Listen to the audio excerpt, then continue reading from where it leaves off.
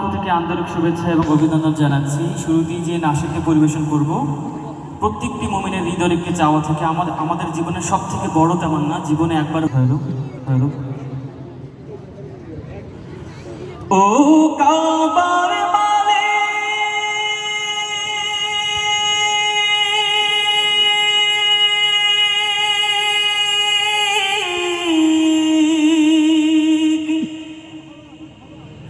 তুমি দাও তৌফিক,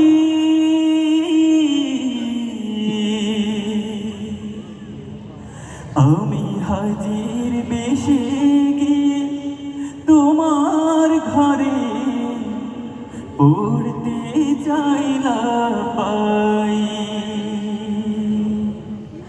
আমি হাজির বেশে গিয়ে তোমার ঘরে পড়তে চাইলা পাই। দু চোখে ভাসে মোর কাবার গিলা, রসুলের পাছোয়া পথ যেথায় করেছিলাম খোসাহাবি দিন কায়েমের শপথ।